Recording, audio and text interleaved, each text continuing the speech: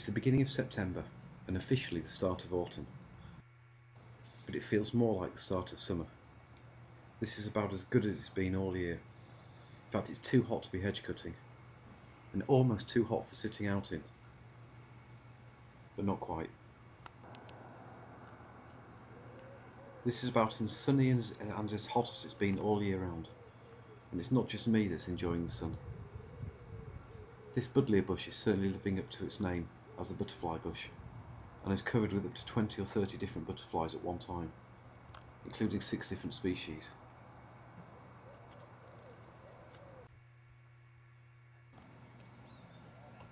The large white, often classed together with the small white and the green veined white and called the cabbage whites. But this has more pronounced black wingtips and is much larger than the other two.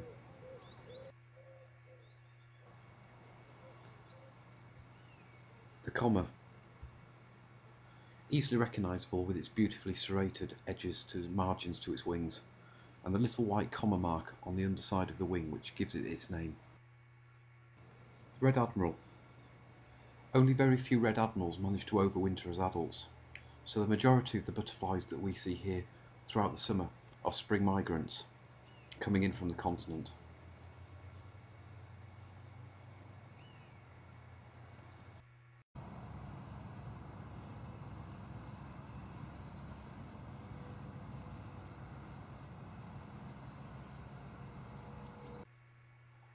The small tortoiseshell. Now this butterfly does overwinter as an adult. That's why it is so important that it can get these late, sunny autumn days to go out and forage and collect nectar and build up its energy reserves so it can hibernate and get through the winter time.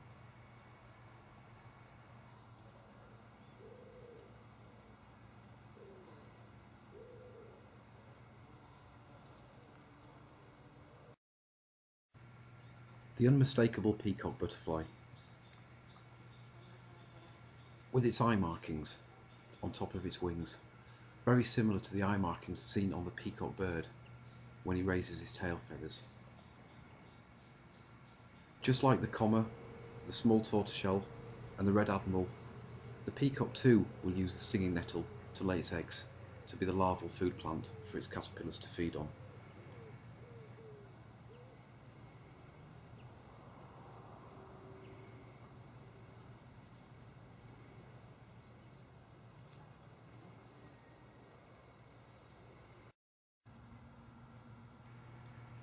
They are very happy to sit and bask in the sun, soak up the sun's rays into their wings, but not everybody is happy to sit in the sun. Bracken has found himself a cool, shady little corner to go and sit and hide away in. He's not daft.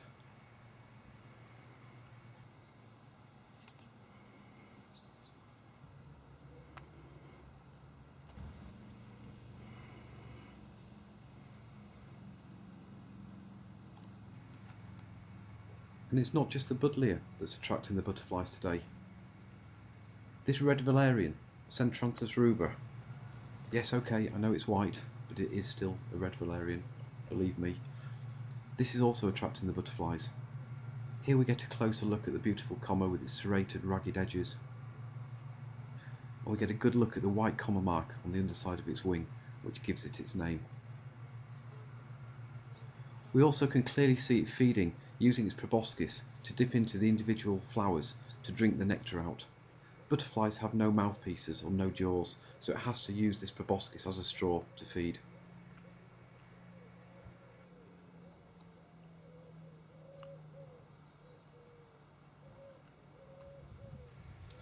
And last, but certainly not least, the holly blue. Out of all the 6 species I've filmed today, this is the one I would have most liked to get on camera, but unfortunately it disappeared just as quickly as it turned up. It's typical.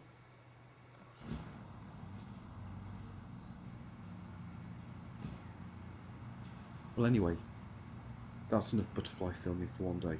This won't get the hedge cut.